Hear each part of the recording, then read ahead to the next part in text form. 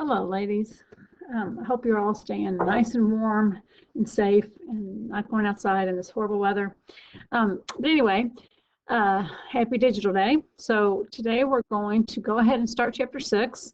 And you'll find that Chapter 6 actually is very, very similar to Chapter 5, but even a little bit more applicable. So I think it kind of makes a little bit more sense than Chapter 5. It kind of shows why we needed what we did in Chapter 5. So anyway, I'm going to get started. So Chapter 6 is, again, applications of the derivative. So we will be, especially in the second part of Chapter 6, we're going to be doing a lot of like word problems and stuff. Today, we're still going to be kind of looking at graphs and finding various characteristics and value to that. Okay, so Chapter 5, if you recall, in the last test we took, focused on relative mins and maxes. So relative meaning to the points surrounding us, or the points close to a certain value. We found the relative highest point and the relative lowest point. In this, in Chapter 6, this section, we're going to be finding the absolute extrema. So the largest and smallest possible values of a function. So not just relative to the points around it, but actually the highest and the lowest values. So first, let's see how they talk about this in the textbook, or the actual rule to it, or theorem. It says, let a function, f of x, be a function defined on some interval, again, interval I, that contains some point c. Okay? It says f of c, meaning the y value at c, is the absolute max of the function if that y value at c is greater than all the other y values, okay, which makes sense. So if the y value at c is the highest y value, c is the absolute max.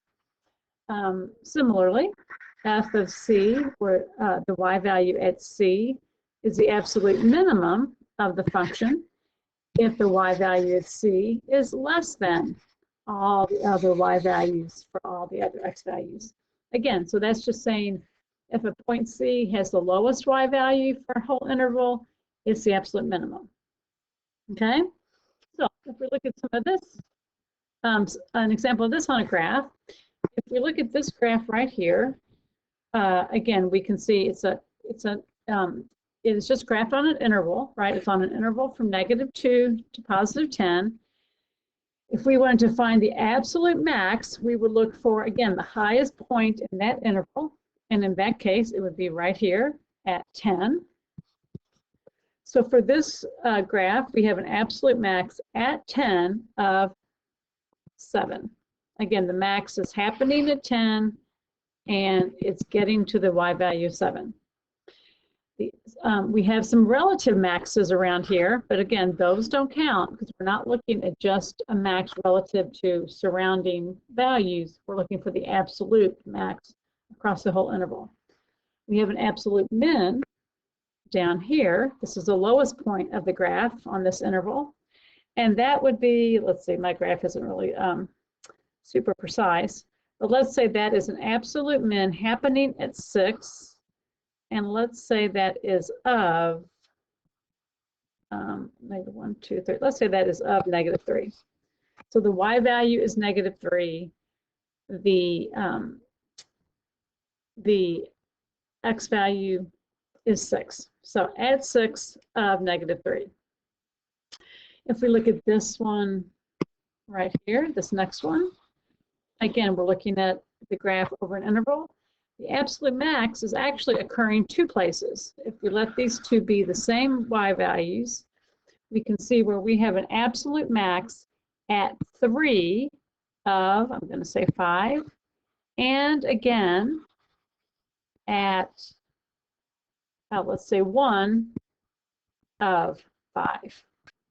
So we have the absolute max happening 2 different places, but obviously the same y value. We have an absolute min, let's say down here. It's the lowest point on the graph. And let's say that is happening at 6 of -4. Okay, so again, absolute mins and maxes just means we're looking for the very highest points on the interval compared to all the other points that are shown. Okay, one thing to remember again is absolute extrema, just like relative extrema. The actual extreme value is the y values. That's the of values, and they happen at an x value. So that's where we get our max at 10, of 7, at 6, of -3, etc. Okay. Okay, so the actual extreme value theorem states just what we've been saying. A function f that is continuous on a closed interval. Again, continuous just means you can take a derivative at all, or you could follow that without ever picking up your pen, right, or your pencil, whatever. There's no holes, there's no asymptotes. It's continuous on a closed interval from a to b. If we have that happening for a function, we will have both an absolute min and an absolute max on that interval. So it's just saying if you have a closed continuous function, you're going to have an absolute max and min. Now, to find it is very similar to how we found our relative mins and maxes. How to find an absolute extrema on a closed interval is we're first going to find all the critical points in the interval, which again, we have done that. You guys know how to do that. We find the x values where the derivative is equal to 0, and we find the x values where the derivative is undefined. However, that value must be in the domain of the original function, right? Because we can't call a point or an x value a min or a max if it doesn't exist in the domain. All right, this is going to become a little bit more important this chapter than it did last chapter. We talked about it a lot last chapter, but we didn't use it all the time. It's going to become a little bit bigger of a deal this chapter. So we find those, excuse me, we find those critical points, but then it gets a little bit easier here is that then we just find the y values for those critical points. We also find the y values for the endpoints, and we picked the highest of those to be our absolute max, and we picked the lowest of those y values to be our absolute min. So what happens here is less work than last chapter because we don't have to find the increasing and decreasing pieces. Okay, so it goes a little bit faster. So let's try some examples. So here we have this function, and we want to find directions up here. We want to find the absolute max and absolute min for this function for this interval. Okay, so again, as we looked at in our steps, first thing we want to do is find the critical numbers because those are where that's going to happen. So to find the critical numbers, we take the derivative. So we get 6x squared plus 6x minus 12. We set that equal to 0. We solve that. We can take out a 6, take out a GCF, and now we factor what's left in the parentheses. That factors to x plus 2 and x minus 1. Set each of those equal to 0, and we find that we have critical numbers at -2 and 1. So we look at our interval, and again, we're trying to find the absolute min or max on this interval of our function. So first of all, we can establish those endpoints right away. We are only concerned about critical numbers that are within this interval. So we're working with the interval from -3 to 0. If we look at our critical numbers, -2 is within that interval, but 1 isn't. So we don't even have to concern ourselves with 1 at this point. We're just going to add -2 to our number line. Okay? So now, our possibilities for absolute max and absolute min are at this, the absolute max and absolute min can occur at either x equals -3, x equals -2, or x equals 0. So those are our possibilities. So now to find out which one's the absolute max and which one's the absolute min, we simply plug in those values into our original function. So we just want to compare the y values at -3, at -2, at 0. And again, plugging these values into our original function. So we don't have to do that intervals into the derivative like we did on relative mins and maxes. So if we plug in -3, I'm going to show this just once here because you guys know how to plug in, but just to enforce it. If I want to plug in, first I'm going to try -3. So I'm going to say 2 times -3 to the third plus 3 times -3 squared minus 12 times -3 minus 7. And I get a 2. So the y value at -3 is 2. So here's the practice I want you guys to get into. At -3, the y value is 2. I highly recommend placing your y values for your critical numbers up above your number line above the actual x value, okay? So f of -3 was 2. If we plug in f of -2, again, similar to the way I just did it, you'll find that it is 13. We're going to put a 13 right here. And if you plug in f, if you find the value at 0 of our original function, you're going to get -7. So these are the places the absolute mins and maxes could be happening, and these are the y values at those same locations. So now we simply pick the highest one for our absolute max, pick the lowest one for our absolute min. So our absolute max for this function on this given interval happens at -2 of 13. Again, that is because 13 is the highest x value we found out of those critical numbers. Our absolute min will choose the lowest value that we found at all of our critical numbers, and that would be -7. So our absolute min is happening at 0 of -7. Okay?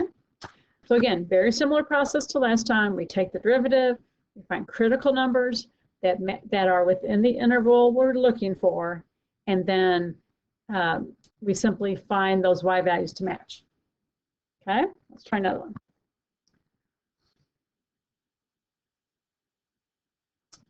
So here we take the derivative.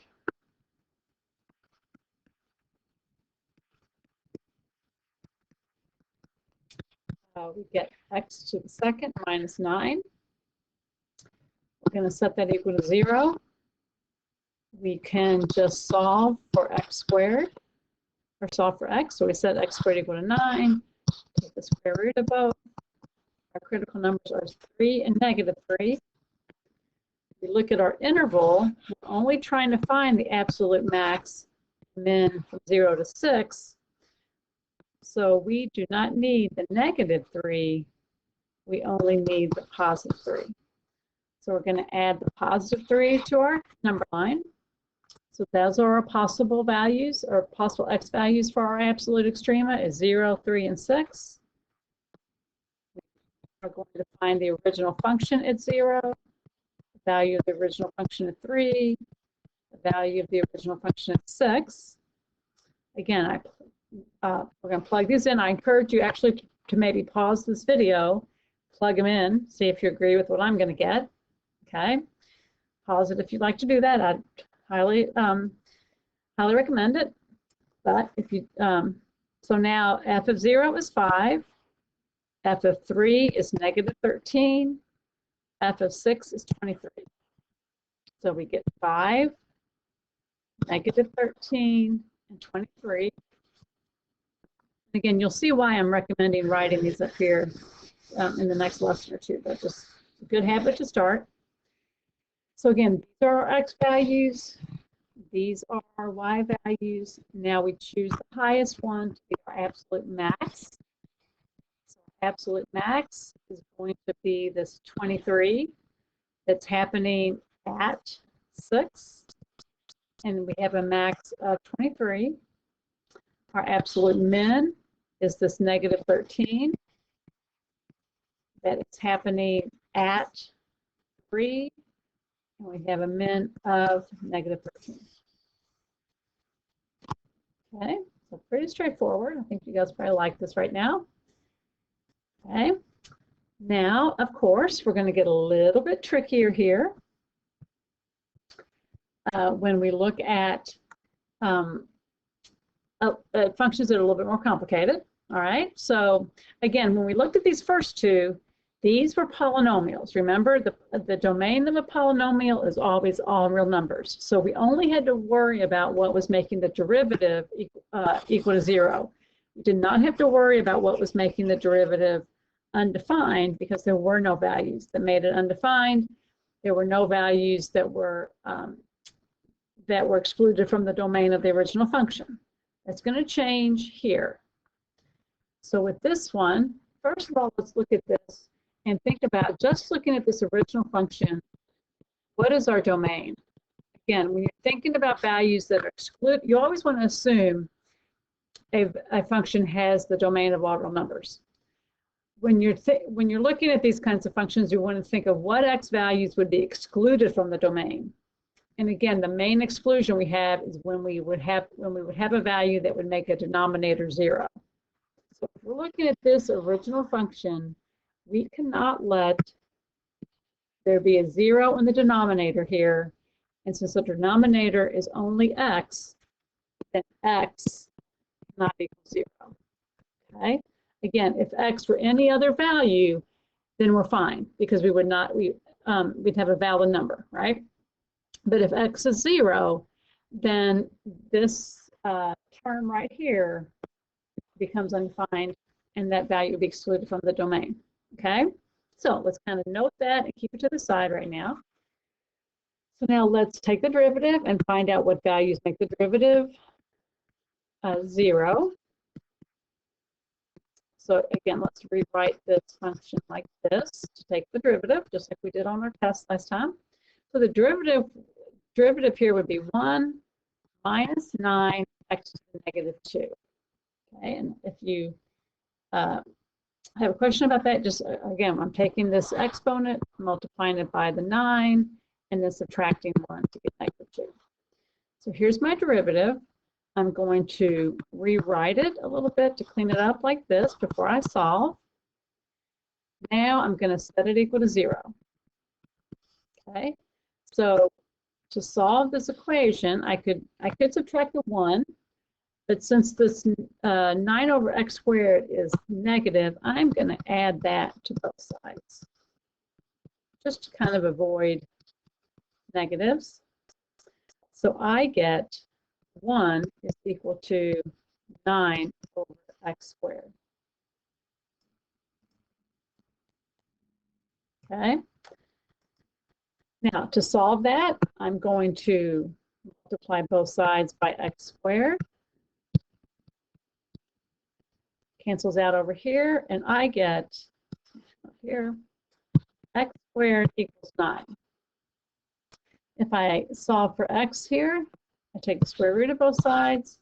I get x equals plus or minus 3. So those are my critical numbers. Those are the values that make the derivative 0. When I look at my number line, I'm only interested in the interval from 1 to 10. So I can exclude the -3 right away, but I do need the +3. I'm going to put that +3 right there. And now I also want to think what would make the derivative undefined. And if I look at my derivative here, it's similar to my original function. So the value of x that would make the derivative undefined would also be x equals 0, right? Because that would make this term have a 0 in the denominator. So x equals 0 is also a consideration for a critical number. However, because it is not in the domain of the original function, and it's also not in my interval, I don't have to worry about it. Okay. Again, these are just kind of the process you have to go through when you're looking at whether to put a value on your number line. Okay, it has to be in the domain of the original function, and it also has to be in your interval you're looking for. So in this case, we are left with our possibilities of 1, 3, and 10. So those are our possibles for absolute mins and maxes for this function. So we need to find the value of the original function at those points. So if we plug a 1 into our original function, we get 1 plus 9 over 1, which gives us a 10. So f of 1 is 10. F at 3, we plug in a 3 plus 9 over 3 gives us a 6. So f at 3 is 6. 10, we get 10 plus 9 over 10 gives us 10 and 9 tenths. So 10 and 9 tenths, or you can think about that as 109 over 10 tenths, either one. But again, that gives us enough to find our absolute mins and max. So we just choose the highest y value for our absolute max, which would be this 10 and 9 tenths. So we have an absolute max at 10 of 10 and 9 tenths, or 10.9 that would be. And we have an absolute min, choosing our lowest value, which is 6. So that's happening at 3 of 6. Okay. So again, same process. I'm going to talk through this a little bit one more time, just to make sure I was clear about that. So we take the derivative, we set it equal to 0, and solve. Those are our critical numbers. We add them to our timeline if they fall within the interval that we're looking at. Okay, our interval was 1 to 10, or 1 to 10. So the positive 3 fell into that interval, but the negative 3 didn't. We also look at values that will make our derivative undefined, which in this case, we found if this is our derivative, if x were equal to 0, the derivative would be undefined. However, that value also makes our original function undefined, so it could not be an absolute min or a max. And in addition to that, it's outside of our interval. So even if it was in our domain, we wouldn't include it. But again, you want to think about it. You want to consider it. Just make sure that ticks off those boxes. Okay, let's try one more. So we look at this function. Again, let's just take note of our domain. Our domain is all x's except the x value that would make our denominator equal to 0. So if we set our denominator equal to 0, we found that x equals 7 would make our denominator 0. So our domain is everything except 7. So x cannot equal 7. Okay. Let's take our derivative and see if we find our critical numbers. Again, on this one, we're going to have to use the quotient rule to take the derivative. So derivative of the top times the bottom minus derivative of the bottom times the top all over the bottom squared. Okay, again, we're going to be using these derivative rules all year, as promised. So now we clean this up and we say x minus 7 and then we subtract negative times negative is positive times x. So so we simplify that to x minus x plus x over 7 minus x squared. Simplify that further, and it just becomes 7 over 7 minus x squared. So that's our second derivative. We set that equal to 0 and solve. Again, we're going to multiply both sides by the denominator. Bring that up. Cancels out over here. We get 7 equals 0. So we have no critical numbers. There's no x values that make the denominator 0. Okay, so we have no critical numbers from that, from setting the derivative equal to 0. So let's go ahead and build our number line and show our endpoints. So we're worried about the interval, or we're concerned with the interval from 2 to 12. We have nothing to add to that timeline or that number line from what makes the derivative 0. However, the other distinction is what makes the denominator, or what makes the derivative undefined. If we look at our derivative, the value that would make it undefined is, again, x equals 7, right? However, we note that that's also not in our domain. So even though the value of 7 makes the derivative undefined, which could lead to a critical number, because that value is not in the domain of the original function, there's no way that it could be an absolute min or a max, because the function doesn't exist there. So therefore, that doesn't go on our number line either. So we have no critical numbers to add to our number line. However, we saw earlier that every function has an absolute min or a max as long as it's continuous. So our only possibilities for our min and our max are actually our two endpoints. Okay, so even though we have nothing to add in between those endpoints themselves could be the min or the max. So now we find out what the value of those endpoints is in our original function. So we're going to find f of 2 and f of 12. So if we plug 2 into our original function, we get 2 over 5. So we have a 2/5 here. If we plug 12 into our original function, we get 12 over -5, or -12/5. So again, this is what we evaluate now for absolute min and max. It can happen at 2 or at 12. So we take the largest one to be our absolute max. So we have, and our largest one would be this one. So we have an absolute max at 2 of 2 over 5, 2/5. And we have an absolute min at 12 of -12 over 5. Okay. Okay, so this was an example of a problem where we considered the domain, we considered what made the derivative undefined, but we kind of put it out of play, or we didn't think about it because, again, it was not in the original function. Okay.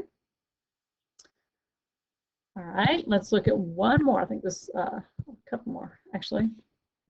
Let's look at another example.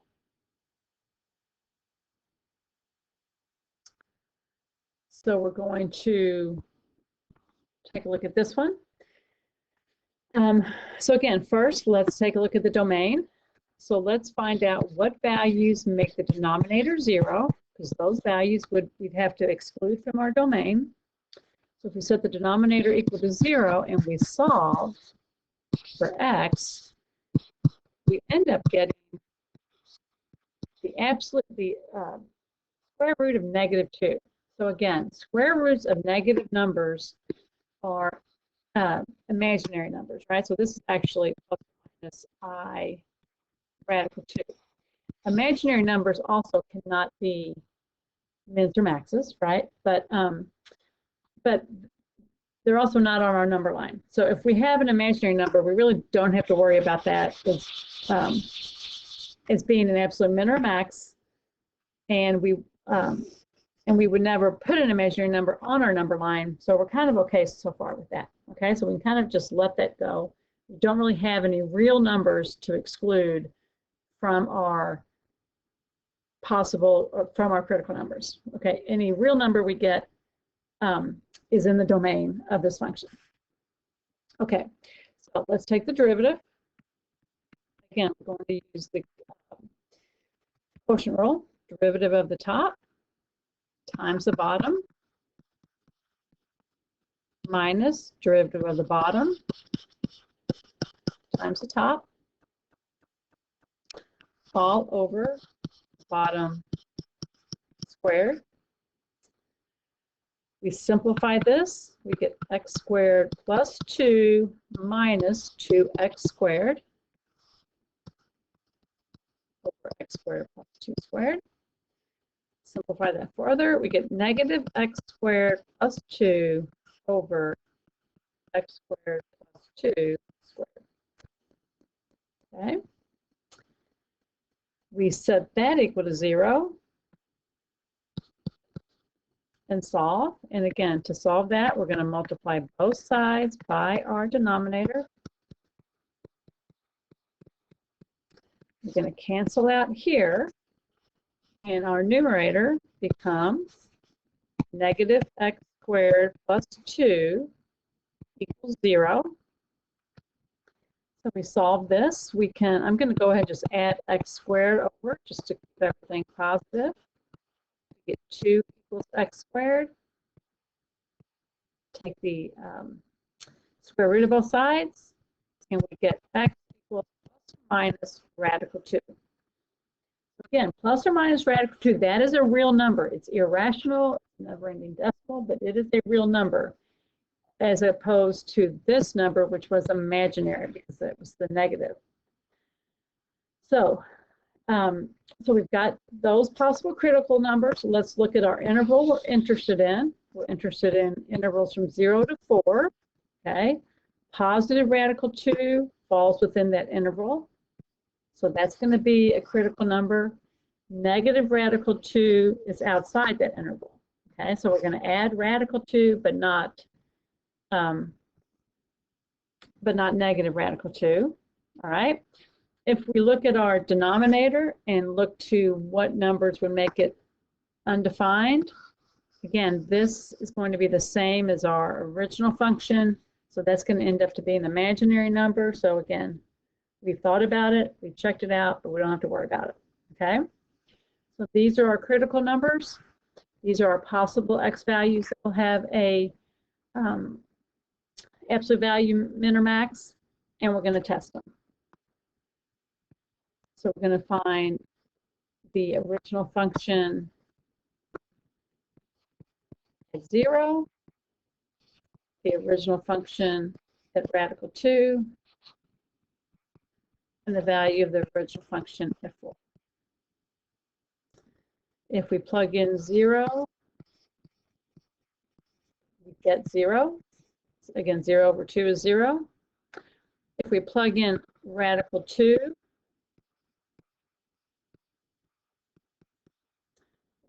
we end up with radical 2 over 4, which if you plug that in on your calculator,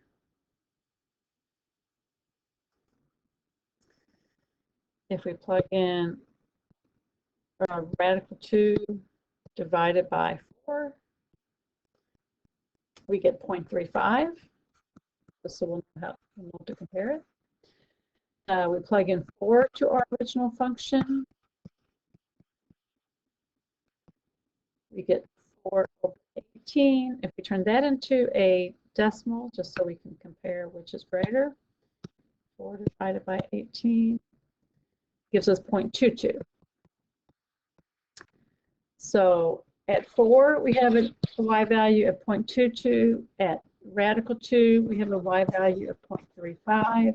At 0, we have a y value of 0. So now, again, we find our highest and our lowest.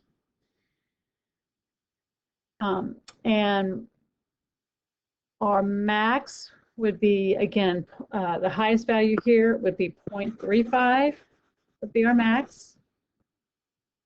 So we have an absolute max at radical 2 of 4/18, 4.22, take either one. We have an absolute min at 4 of radical 2 over 4, 4.35. Or, I'm sorry, did I? Hang on a second. 4/18. That's not good. Actually, hang on, ladies. I just messed those up.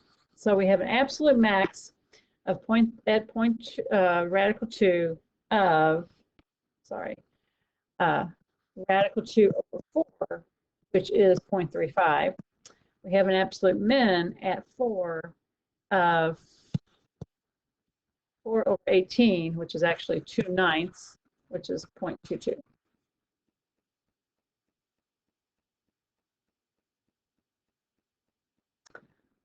And scratch that one more time. Sorry, girls, I'm not going to start this over for that mistake. Our absolute min is not 0.22, it's 0, right? 0 is less than 0.22. So we have an absolute min at 0. Sorry, ladies. All of that confusion. Way too complicated for that, or making that way too complicated. So again, we're looking at, let me recap here. We're looking at these y values to find the absolute highest one and the absolute lowest one to state our absolute min and our max. Our absolute max happens at 0.35. So it's happening at radical 2 of 0.35. Our absolute min is at 0 of 0. Okay? Okay, I'm actually going to stop there. This video is going on long enough. This next one gets a little bit trickier, and we'll go over that in class on Thursday. Is that right? So again, this gave you the background or the instruction on finding absolute mins and maxes. Your homework is 6.1 absolute extrema, the odds. So I want you to look at these and just find the locations of any absolute extrema from the graphs below. So this is just location, which again is only x value. Remember, these are happening at the x value of the y value. This is not asking you for y values, just x values. I do want you to answer number 9, and then I want you to work 11, 13, 15, 17, and 19. So none of these have the ones that we didn't do in the notes. Okay, so again, you're finding absolute extrema if they exist, the x values where they occur, and the specified domain. So that just refers to checking the domain of your answers to make sure that that the x values are in that domain. And again, this even states if you have a graphing calculator, you can check your work, right? You can check to make sure it makes sense on your calculator, but you do need to show me the steps that the calculus to get there. Okay, so again, hope this video made sense. If you have any questions, again, I'll have kind of office hours from 1 o'clock to 3 o'clock. I'll be responding to email through 6 o'clock, and I hope you guys stay safe and warm. Do not get out on those roads. And I will see you, hopefully, I'm fairly confident, I'll see you on Tuesday. Bye, girls. Have a good weekend.